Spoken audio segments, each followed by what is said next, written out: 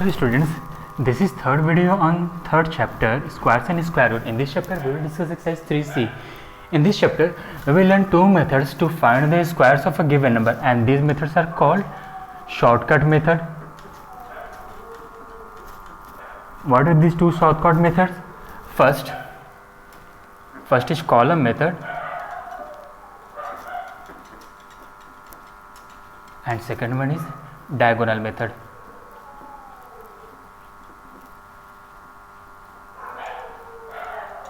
एक चीज़ यहाँ पे समझ लें, जो कॉलम मेथड है इससे हम सिर्फ और सिर्फ दो डिजिट्स वाले नंबर्स के स्क्वायर वैल्यू फाइंड करते हैं, जबकि डायगोनल मेथड से हम 2, 3, 4, 5, 6 जितने भी डिजिट्स हो वहाँ पे उनके हम स्क्वायर वैल्यूज फाइंड करेंगे. तो इन दोनों मेथड्स को हम डिस्कस करते हैं सीधे एक्सरसाइज के प्रॉब्लम से. Exercise 3C question number 1, find the value of each of the following using column method and the first is 23 squared. We have to find out the square of 23 by using column method. Solution. हम यहाँ पे columns बनाएंगे. कितने column बनाने हैं हमें total columns बनाने हैं 3.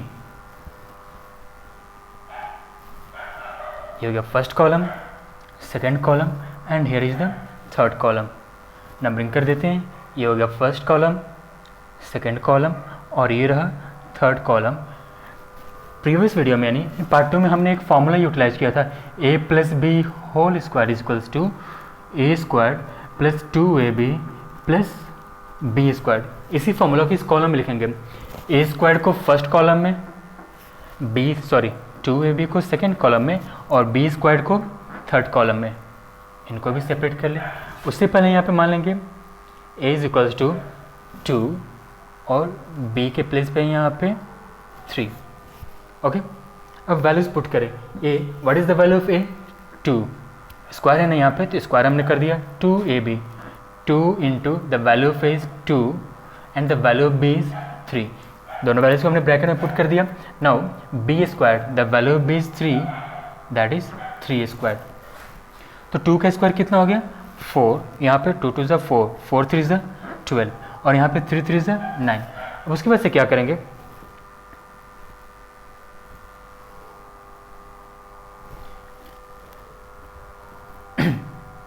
यहाँ पे सपोज यहाँ पे तो अभी फिलहाल हमारे पास एक ही डिजिट है. अगर यहाँ पे 2 डिजिट रहता है तो सिर्फ हम क्या करते हैं, यूनिट्स प्लेस. जैसे यहाँ पे अगर हमारे पास रहता है 89 तो अभी हम सिर्फ 9 को ही अंडरलाइन करते हैं. यूनिट्स प्लेस वाले डिजिट को अंडरलाइन करेंगे और उसके बाद से जो भी डिजिट्स बच जाएगा उसको हम कैरी करके ले जाएंगे बगल वाले कॉलम में और वहाँ पे उसको हम ऐड करेंगे. तो यहाँ तो कुछ कैरी करने के लिए बचा नहीं है. वापस से यहाँ पे भी हम क्या करेंगे, यूनिट्स प्लेस को अंडरलाइन करेंगे और जितने भी डिजिट्स बचेंगे उन सारे को कैरी करके ले जाएंगे उसके बगल वाले कॉलम में ऐड करने के लिए.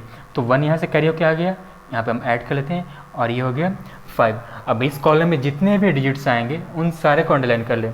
2 हो, 3 हो, 4 हो, उससे कोई फ़र्क नहीं पड़ता है. अब therefore 23 square is equals to, अब जो भी अंडरलाइन डिजिट्स है ना इनको ऑर्डर वाइज वैसे लिख दें. पहले है 5, फिर है 2 और फिर हो गया यहाँ पे 9. आगे 23 का स्क्वायर चेक कर लेते इसको. 23 इंटू 23, 3 3 से 9, 3 2 से 6, 2 3 से 6, 2 2 से 4 और ये हो कितना गया 9. 6 6 12, 2 कैरी 1, 529. तो आ गया. एक और क्वेश्चन इसे सॉल्व करते हैं. जैसे फोर्थ 96 स्क्वायर.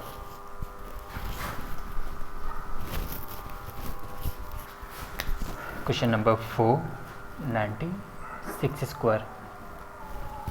तो यहाँ पे a का value, solution here a is equals to 9 और b के प्लेस पे क्या है यहाँ पे 6. फिर से कॉलम बनाते हैं. 3 कॉलम्स होंगे यहाँ पे. फर्स्ट वाले कॉलम में a स्क्वायर लिखेंगे.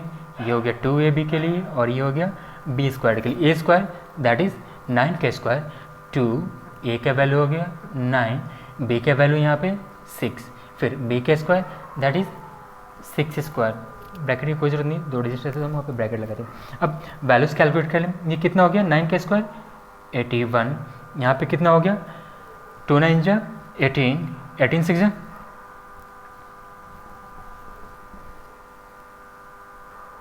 180. फिर 6 6 30 6। अब हम यहाँ से क्या करेंगे, जो यूनिट प्लेस पे डिजिट है ना उनको अंडरलाइन करेंगे। हमने इसको अंडरलाइन कर लिया, जो डिजिट बचा उसको हम कैरी करके ले जाएंगे बगल वाले कॉलम में। कॉलम का भी नंबरिंग कर देते हैं यहाँ पे। ये हमारा फर्स्ट कॉलम, सेकंड कॉलम और ये हो गया थर्ड कॉलम। 3 अंडरलाइन ही हुए, इसको हम यहाँ पे लेके आएंगे और ऐड करेंगे। ये हो गया 8 3 11 1 कैरी 1 1 और ये हो गया 1। यहाँ से भी यूनिट प्लेस को अंडरलाइन करेंगे। अब जो भी बच गया उसको कैरी कर लें बगल वाले कॉलम में। 11 बचा ना, इसको हमने कैरी कर लिया यहाँ पे और अब यहाँ पे ऐड कर लेंगे 1 1 2 8 1 9। यहाँ पे जितने भी डिजिट रहेंगे सबको अंडरलाइन कर लेंगे। अब इन अंडरलाइन डिजिट्स को सीक्वेंस से लिखते हैं, वही हो जाएगा हमारा answer. Therefore 96 square equals to 9 2 1 and 6 is the answer. अगर वेरीफाई करना अपने आंसर को तो रफ में कर लें multiply 96 into 96, 6 6 36 6 carry 3, 9 6 54 and 3 57, 9 6 54 4 carry 5, 9 81 81 and 5 86। Add कर लें इनको, 6 7 4 11 1 कैरी 1 6 12 2 कैरी 1 9। आगे यहाँ पे 92 116। इसी मेथड को हम कहते हैं कॉलम मेथड। अब हम डिस्कस करते हैं कॉलम मेथड से हम सिर्फ दो है, जितने भी यहाँ पे क्वेश्चन दिए हुए 1 से 4 तक सारे ही 2 डिजिट्स के नंबर हैं। अब हम डिस्कस करेंगे दूसरा method, that is diagonal method.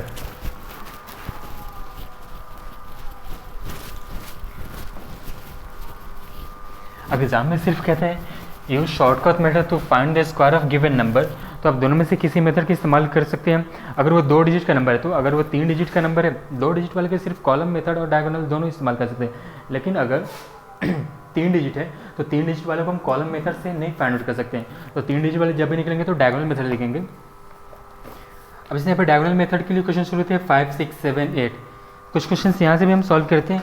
जैसे 5th है 67 स्क्वायर, क्वेश्चन नंबर 5 67 का स्क्वायर है ये, और इसे फाइंड आउट करना है हमें डायगोनल मेथड से। सॉल्यूशन, तो एक स्क्वायर बना लेंगे, इसके लेंथ और ब्रेथ दोनों इक्वल लेंगे और इसके डायगोनल को ज्वाइन कर दें। अभी ज्वाइन नहीं करते हैं, इससे पहले कुछ और काम करना है। 2 डिजिट है यहाँ पे, तो इस स्क्वायर को हॉरिजॉन्टली 2 पार्ट में डिवाइड कर दें और वर्टिकली 2 पार्ट में डिवाइड कर दें। अगर वही 3 डिजिट रहते तो हम 3 पार्ट में करते, 4 डिजिट रहते हम तो 4 पार्ट में डिवाइड करते हॉरिजॉन्टली और वर्टिकली। तो 2 पार्ट में हमने डिवाइड कर दिया। अब यहाँ पे हमें 4 स्क्वायर्स मिले हैं छोटे छोटे, इनके डायगोनल्स को ज्वाइन कर देंगे। हो गया। अब नेक्स्ट काम है हमारा, जो नंबर है ना उनके डिजिट्स को लिखने हैं यहाँ पे 67 6 और 7, वैसे अब यहाँ पे भी लिख देना है 6 और 7। ठीक है। अब इतना करने के बाद फर्स्ट वाला वैल्यू हमें लिया, इसे हमने मल्टीप्लाई किया यहाँ पे 6 6 36, तो 3 यहाँ पे लिखेंगे, 6 यहाँ पे लिखेंगे, फिर 6 7 42, 4 यहाँ पे, 2 यहाँ पे, रिवर्स नहीं करेंगे, 2 यहाँ पे और 4 यहाँ पे नहीं करेंगे।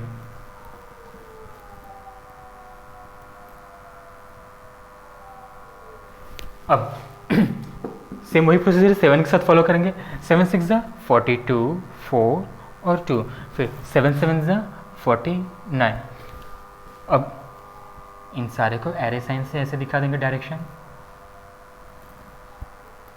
तो इस डायगोनल के नीचे जितने भी नंबर्स हैं उन सारे का सम, तो सिर्फ 9 ही है ना यहाँ पे, ये हो गया डायगोनल, इसके नीचे 9 है, तो 9 का सम तो सिर्फ 9 ही हुआ। अब इन दोनों डायगोनल्स के बीच में जितने नंबर्स आ रहे हैं सारे का सम निकालें, तो 2 4 6, 6 एंड 2 8, यहाँ पे हो गया 8। अब इन 2 डायगोनल्स के बीच में जितने भी नंबर्स आ रहे हैं उनका सम 4 6 10, 10 एंड 4 14, और इस डायगोनल के बीच में सिर्फ एक ही नंबर है 3। यहाँ पे भी वही काम करने हैं हमें, यूनिट्स प्लेस को अंडरलाइन करने, उसके बाद से जो भी बचेगा उसको बगल वाले नंबर में कैरी करके ऐड करेंगे।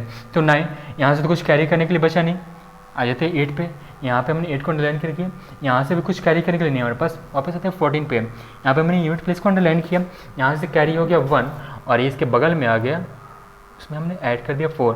यहाँ पे जितने भी डिजिट्स आएंगे उन सारे को अंडरलाइन कर लेंगे, एक ही है तो हमने उसे अंडरलाइन कर दिया। देयरफॉर 67 स्क्वायर इक्वल्स टू, अब इन्हीं अंडरलाइन डिजिट्स को सीक्वेंस वाइज लिख देंगे 4 4 8 9। चेक कर लेते हैं रफ में मल्टीप्लाई करके, 67 इंटू 67, 7 7 जा 49, 9 कैरी 4, 7 6 जा 42 एंड 4 46, 6 7 जा 42, 2 कैरी 4, 6 6 जा 36, 36 एंड 4 40, 9 8 4 4। आ गया 4489। जैसे ये तो 2 डिजिट्स के लिए हो गए थे, अब एक 3 डिजिट वाला देखते हैं। Question number 8, 256 square, 256 square. तो डायगोनल मेथड है, फिर वापस से हम एक स्क्वायर बनाएंगे, स्क्वायर स्केल से मेजर करके बनाएंगे, लेंथ और ब्रेथ दोनों इक्वल लेंगे। 3 डिजिट्स है ना यहाँ पे। अब हम क्या करेंगे, इस डायगोनल को हॉरिजॉन्टली 3 पार्ट में डिवाइड करेंगे, 3 इक्वल पार्ट्स में डिवाइड करेंगे, ठीक है, और वर्टिकली 3 इक्वल पार्ट्स में डिवाइड करेंगे, ठीक है। यानी यहाँ पर टोटल 9 छोटे छोटे स्क्वायर्स आ गए। इन सारे के डायगोनल्स को ज्वाइन कर देंगे, ओके। उसके बाद से सेम उसी प्रोसीजर को फॉलो करना है, जो नंबर है हॉरिजॉन्टली और वर्टिकली वैसे लिख देना है। तो 2 5 6 से, और यहाँ पे भी 2 5 6 हमने वैसे लिख दिया। अब फर्स्ट नंबर हमने लिया, इससे हम मल्टीप्लाई करना शुरू करते हैं। 4 आ रहा है ना, तो 4 यानी 0 4 लिखेंगे, ये हो गया 0 और ये हो गया 4। यूनिट्स प्लेस हमेशा ही नीचे जाएगा। फिर 2 5 ज़ा 10, 1 0, 2 6 ज़ा 12, 1 यहाँ पे और 2 उसके नीचे मिल गया, ठीक है। अब 5 से मल्टीप्लाई करते हैं, 5 2 ज़ा 10, 1 0, फिर 5 5 ज़ा 25, 5 6 ज़ा 33 और 0 यहाँ पे आ गया। अब 6 से फिर 6 2 ज़ा 12, 6 5 ज़ा 30 3 0 और 6 6 ज़ा 36। फिर हम यहाँ से वही प्रोसीजर फॉलो करेंगे और हर एक डायगोनल के नीचे जितने भी नंबर्स हैं सारे का सम हम निकालेंगे। एरो साइन से इनका डायरेक्शन दिखा देते हैं। ये हो गया इस डायगोनल के लिए, इसके लिए, और ये हो गया टॉप वाले के लिए। तो यहाँ पे तो सिर्फ 6 ही है, हमने वैसे लिखा। इन डायगोनल्स के बीच में 0 3 3 और सारे का सम हो गया 3। इन दोनों डायगोनल्स के बीच में 2 3 5 3, यानी कितना हो गया 3 5 8 8 3, यानी 8 5 13 3, और भी कुछ थे यहाँ पे ना, ये भी था यहाँ पे। तो ये हो गया 5 5 10 एंड 5 15, ठीक है। अब इन दोनों डायगोनल्स के बीच में 1 एंड 2 3 3 एंड 1 4, यहाँ पे सम 1 1 5 एंड 1 6, यहाँ पे तो 0 है।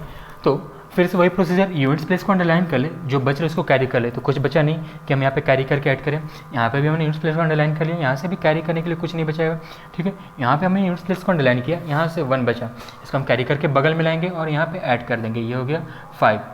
यूनिट्स प्लेस को अंडरलाइन करें, कैरी करने के लिए कुछ है नहीं, 6 को भी हमने अंडरलाइन कर लिया। अब इन्हीं अंडरलाइन डिजिट्स को हम वैसे सीक्वेंस लिख देंगे। 256 स्क्वायर इक्वल्स टू 0 6 5, यहाँ पे अंडरलाइन है 5, यहाँ पे अंडरलाइन 3 और यहाँ पे 6। तो पहले 0 इसको लिखने की कोई ज़रूरत नहीं है, और ये होगा हमारा स्क्वायर वैल्यू। तो इन्हीं बेसिस पे 3 क्वेश्चंस और हैं, और कॉलम मेथड से 2 क्वेश्चंस और बचे हुए हैं। तो सारे क्वेश्चंस को सॉल्व करें, फिर मिलते हैं नेक्स्ट वीडियो में। Bye bye.